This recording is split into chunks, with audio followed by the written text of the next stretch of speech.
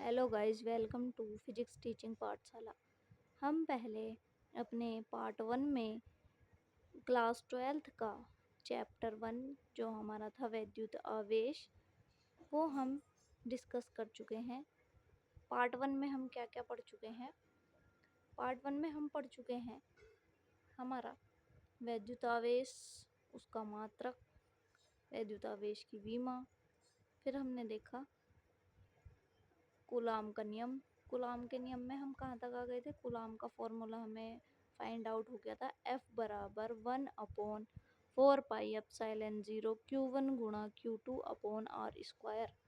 यहाँ तक हम आ चुके थे।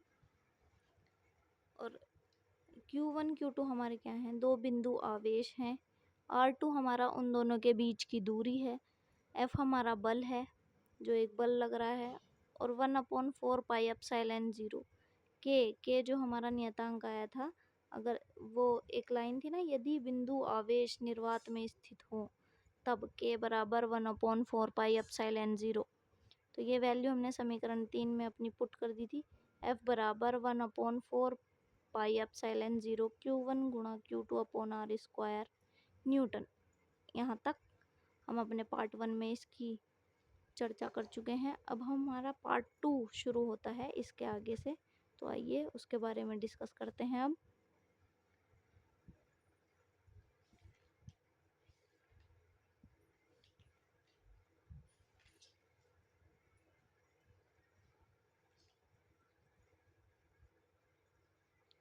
हम इससे आगे देखते हैं, जहाँ जहाँ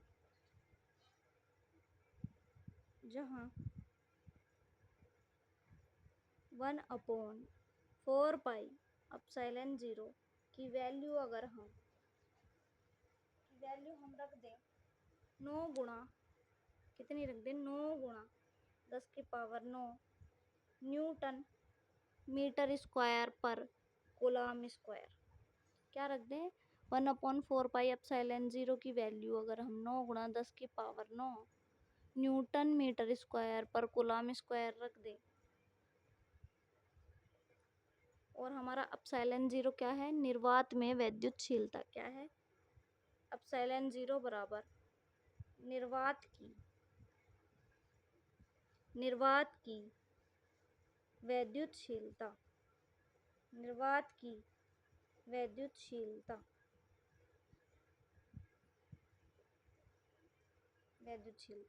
अब कभी कभी एप्सिलॉन 0 का मान और मात्रक भी पूछ लेते हैं, तो अब हम उसके बारे में देखते हैं। एप्सिलॉन 0, ठीक है, जिसको बोलते हैं निर्वात की वैद्युतशीलता। क्या बोलते हैं? निर्वात की वैद्युतशीलता। एप्सिलॉन 0 का मात्रक तथा आंकिक मान,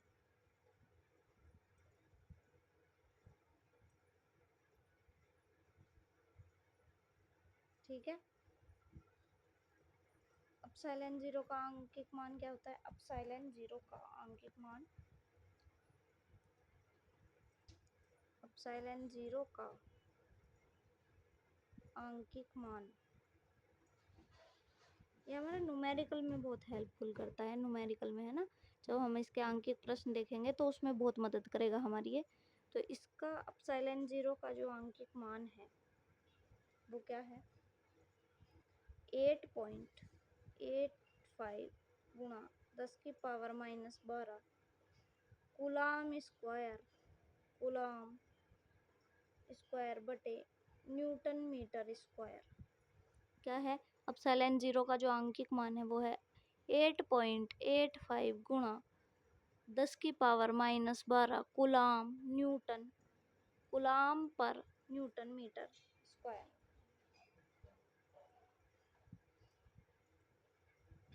अब हम इसके, ये हमने बात कर ली आंकिक मान और मात्रक की। अब एप्सिलॉन 0 की विमा देखते हैं। विमा एप्सिलॉन 0 की विमा क्या देखेंगे? अब हम एप्सिलॉन 0 की विमा देखेंगे, ठीक है। अब हम एप्सिलॉन 0 की विमा देखते हैं। तो इसकी विमा कैसे निकालेंगे? इसकी विमा यहाँ से हम फाइंड आउट कर सकते हैं एप्सिलॉन ज़ीरो। तो एप्सिलॉन ज़ीरो बराबर 1/4 पाई Q1 गुणा Q2 अपॉन आर स्क्वायर। अब इसकी भी मैं कैसे निकालें? एप्सिलॉन ज़ीरो बराबर Q1 Q2 यानी Q अगर हम इसको एक मान लें, एक Q, तो ये हमारा क्या हो जाएगा Q स्क्वायर। और एक खाली Q की विमा क्या होती है? 80 होती है हमारी एक Q की विमा। तो जब स्क्वायर है तो क्या हो जाएगी इसकी विमा? ए स्क्वायर इंटू टी स्क्वायर। क्या हो जाएगी इसकी विमा? ए स्क्वायर इंटू टी स्क्वायर। और अपॉन में आर हमारा क्या है? Epsilon zero. और हमने एक चीज़ तो छोड़ दी, जब यहाँ एप्सिलॉन ज़ीरो आ गया तो हमारा जो एफ था, एफ इधर आ जाएगा एप्सिलॉन ज़ीरो की जगह, तो यहाँ एफ भी आएगा इनटू में। ठीक है, एफ भी आएगा इनटू में। अब क्या करेंगे? अब हम पहले एफ की बीमा, एफ बराबर क्या होता है हमारा? एम ए से निकाल ली हमने इसकी बीमा, तो एफ बराबर एम एम एम हमारा मीटर में होता है एम। और एक्सीलरेशन यानी त्वरण की क्या होती है? MLT-2। इसकी बीमा बन गई MLT-2। तो एफ की रखेंगे MLT-2 और आर की रख देंगे एल। एक आर की एल और दो आर हैं तो आर स्क्वायर है तो एल स्क्वायर। अब देख लेंगे कुछ कट रहा हो या काट फाट हो रही हो, नहीं हो रही। तो अब एम ये ऊपर जाएगा तो -1 M-1 एल, ये एल की पावर 3 हो गई ना यहाँ, ए टी स्क्वायर। ठीक है, ए स्क्वायर टी स्क्वायर अपॉन, अगर हम इसको देखें ये वाला एल इधर आ जाएगा तो एम एल की पावर 3 T-2 ये हो गया। अब ये ऊपर जाएगा तो M-1 L-3। टी टी की पावर ये ऊपर जाएगी तो प्लस में हो जाएगी, तो टी की पावर 4 और ए स्क्वायर। ये हमारी इसकी वीमा हो गई, एप्सिलॉन ज़ीरो की वीमा हो गई। ठीक है, ये हमारी एप्सिलॉन ज़ीरो की वीमा हो गई। यहाँ तक क्लियर है? यहाँ तक सभी को क्लियर हो चुका होगा। ठीक है, अब इसके बाद है, यहाँ तक हमने देख लिया, एप्सिलॉन ज़ीरो का मान देख लिया, एप्सिलॉन ज़ीरो की वीमा देख ली, और एप्सिलॉन ज़ीरो का हमने सब देख लिया।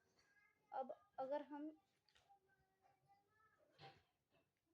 इसके न्यूमेरिकल की बात करें हैं, ठीक है, बीच बीच में एक दो न्यूमेरिकल भी देख लेते हैं। अब अगर हम इसके न्यूमेरिकल की बात करें, आंकिक प्रश्न की बात करें, तो तुम्हारी जो बुक है, बुक में एक प्रश्न दिया हुआ है, तो देखते हैं बुक में।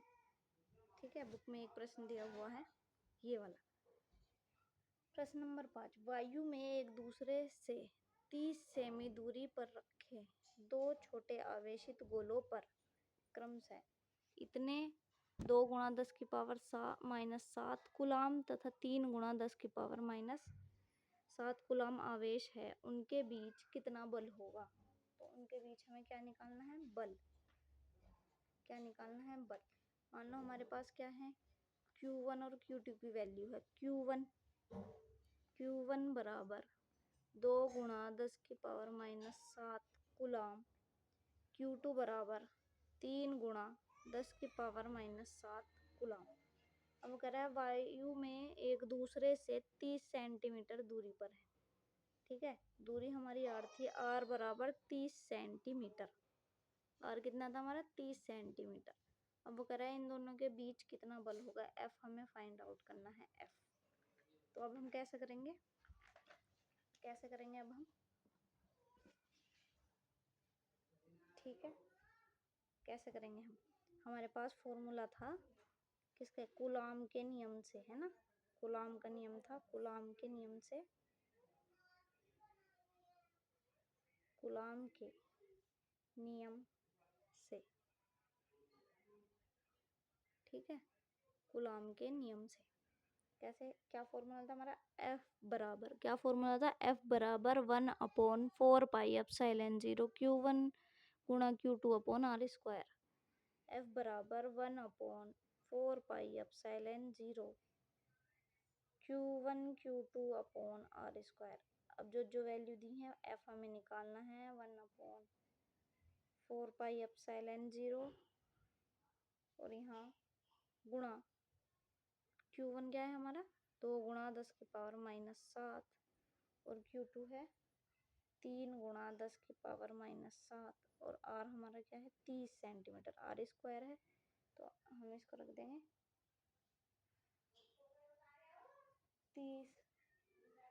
30 सेंटीमीटर है हमारा ना, इसका स्क्वायर कर दो। जब ये सेंटीमीटर में है तो इसे मीटर में कन्वर्ट करना पड़ेगा, तो ये हो जाएगा 0.30 मीटर। कितना हो जाएगा, 0.30 मीटर। अब इसकी वैल्यू हमने फाइंड आउट करी थी कितनी, 9 × 10⁻⁹ कितनी थी, इसकी जगह रख दो 9 × 10⁻⁹ गुणा 2 × 10⁻⁷ गुणा 3 × 10⁻⁷ बटे इसकी, अब क्या रखते हैं यहाँ 0.30 का स्क्वायर है ना। अब F बराबर हमारा क्या आ जाएगा, 6 × 10⁻³ न्यूटन।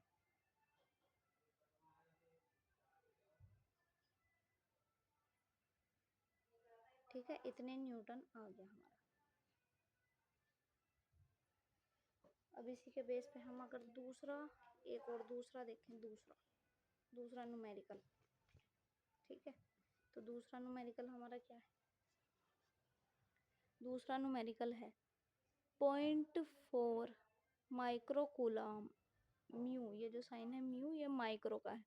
माइक्रोकूलम आवेश के किसी छोटे गोले पर किसी अन्य छोटे आवेशित गोले के कारण वायु में 0.2 N यानी 0.2 न्यूटन बल लगता है। यदि एक दूसरे गोले पर 0.8 माइक्रोकूलम आवेश हो तो 0.8 क्या कह रहा है, दोनों गोले के बीच कितनी दूरी है। बी कह रहा है दूसरे गोले पर पहले गोले के कारण कितना बल लगता है। तो अब हम देखते हैं हमें क्या क्या वैल्यू दी हुई है, ये पहले हम लिख लेंगे कौन कौन सी वैल्यू दी है। ठीक है, कौन कौन सी वैल्यू दी है, कितने कूलम कर रहा है। पहला है Q1 बराबर 0.4 माइक्रोकूलम और Q2 बराबर 0.8 माइक्रोकूलम। ठीक, अब हम क्या करेंगे, पहले हम माइक्रोकूलम, हमें तो आवेश कूलम में चाहिए, तो माइक्रोकूलम को कूलम में कन्वर्ट कर लेंगे। कैसे करेंगे, 0.4 × 10⁻⁶, और इसको क्या करेंगे, माइक्रो का मतलब 10⁻⁶, 0.8 × 10⁻⁶। ठीक है, ये हम कर लेंगे। फिर उसमें कितने न्यूटन का बल लग रहा था, F बराबर कितने न्यूटन का था, 0.2 न्यूटन का बल था। पहले हमें बीच की दूरी निकालनी है, ए पॉइंट में हमें बीच की दूरी R बराबर, और दूसरे में हमें बल निकालना है F बराबर। तो ए पॉइंट निकालते हैं, वही फॉर्मूले से F बराबर कूलम के नियम से 4 पाई, वही कूलम के नियम से निकालेंगे। F बराबर 4πε0 Q1 Q2 अपॉन R²। अब यहाँ से R² बराबर 1/4πε0 Q1 × Q2 अपॉन F। ठीक है, अब इनकी वैल्यू पुट कर दो बस। 9 × 10⁻⁹, इसकी जगह हम रख सकते हैं, ऊपर ही देखा था हमने, 9 × 10⁻⁹ गुणा 0.4 × 10⁻⁻6 गुणा 0.8 × 10⁻⁻6 अपॉन F की वैल्यू रख दो 0.2। तो हमारा क्या आ जाएगा, 144 × 10⁻⁴ मीटर स्क्वायर, सॉरी हाँ मीटर स्क्वायर। अब अगर हम निकालें R बराबर, तो ये रूट में हो जाएगा, रूट में 144 × 10⁻⁻4 अंडर रूट। अब R बराबर 144 का अंडर रूट क्या होता है, 144 का 144 का अंडर रूट हो गया 12 इंटू, और इसका वर्ग मूल 10⁻⁻2 मीटर। तो अगर हम सेंटीमीटर में बोले तो R बराबर 12 सेंटीमीटर। ठीक है, क्लियर हो गया होगा यहाँ तक तो सबको। F बराबर क्या था हमारा, Q1 था हमारा 0.4 माइक्रोकुलाम। माइक्रोकुलाम का मतलब, माइक्रो का मतलब 10⁻⁻⁶, तो हमने इसको कुलाम में कन्वर्ट कर लिया। 0.4 गुणा 10⁻⁻6 कुलाम, और इधर 0.8 माइक्रोकुलाम का 0.8 गुणा 10⁻⁻6 कुलाम। F बराबर 0.2 न्यूटन। और हमें फाइंड आउट करना है। और F भी, पहला पॉइंट हमने कुलाम के नियम से F बराबर 1/4πε0 Q1 गुणा Q2 upon R square. R square इधर आ गया 1/4πε0 Q1 Q2 upon F equal to 9 into 10⁻9 into 0.4 गुणा 10⁻⁻2 और गुणा 0.8 गुणा 10⁻⁻2। पॉइंट इससे काटेंगे तो 0.2 R, और ये 8 दूनी 0.8 की 0.2 से गुणा करेंगे, है ना, तो हमारा क्या आ जाएगा,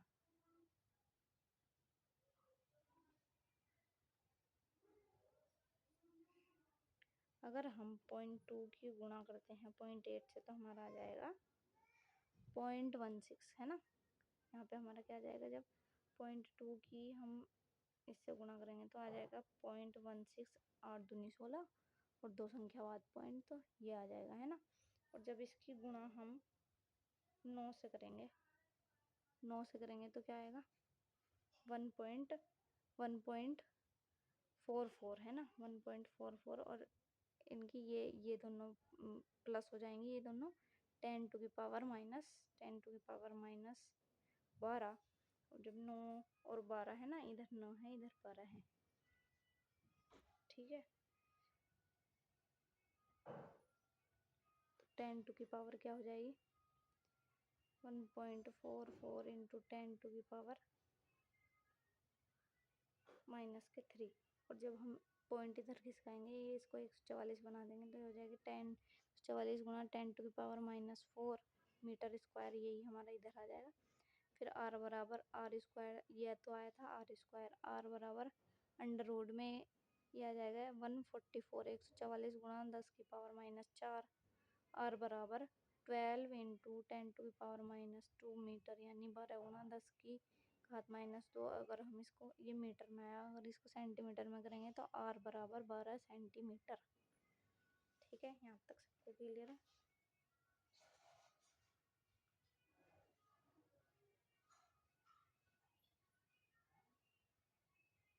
तो इसमें एक अगला टॉपिक आता है जिसका नाम है, वैद्युत बल रेखाएं, वैद्युत क्षेत्र या वैद्युत क्षेत्र, वैद्युत क्षेत्र। ठीक है, क्या आ गया इसमें, वैद्युत क्षेत्र। वैद्युत क्षेत्र हमारा क्या होता है, किसी भी वैद्युत आवेश के चारों ओर का वह क्षेत्र जिसमें कोई अन्य आवेश आकर्षण या प्रतिकर्षण के बल का अनुभव करता है, उसे वैद्युत क्षेत्र कहते हैं। ठीक है, जैसे जैसे हमारे पास ये कोई आवेश है Q, ये कोई Q आवेश है हमारे पास। ठीक है, क्या है, Q आवेश है, ये हमारा कोई Q आवेश हो गया, है ना। तो वो क्या कर रहा है कि किसी वैद्युत आवेश के चारों ओर का वह क्षेत्र, मान लो ये कोई वैद्युत आवेश है, इसके चारों ओर का कोई क्षेत्र होगा, इसके चारों तरफ, है ना, ये कोई क्षेत्र है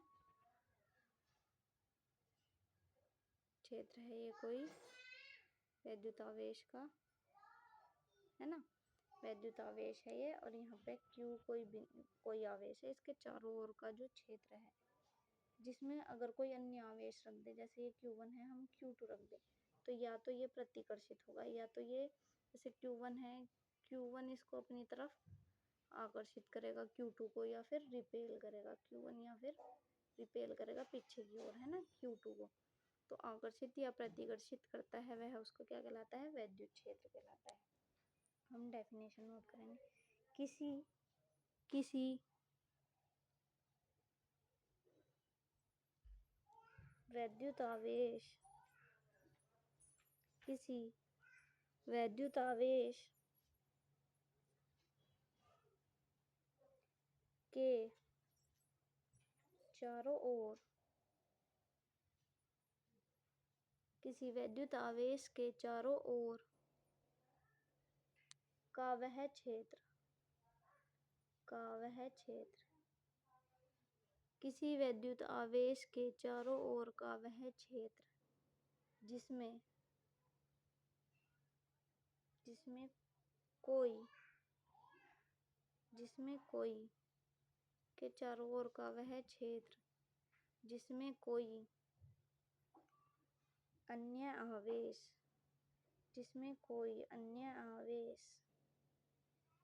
किसी वैद्युत आवेश के चारों ओर का वह क्षेत्र जिसमें कोई अन्य आवेश आकर्षण अथवा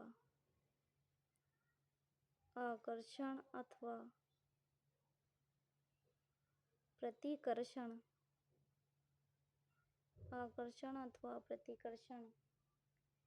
के बल का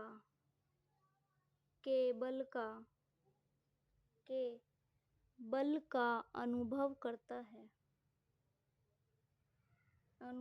करता है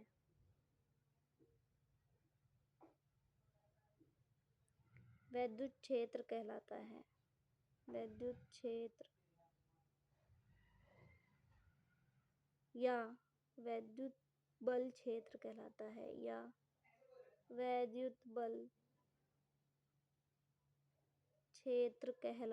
है इसे कैपिटल ई से प्रदर्शित करते हैं।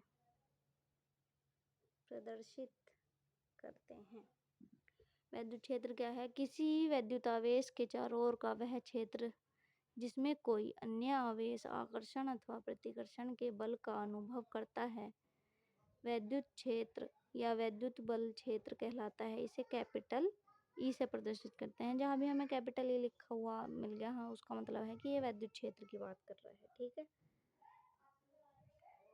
ठीक है।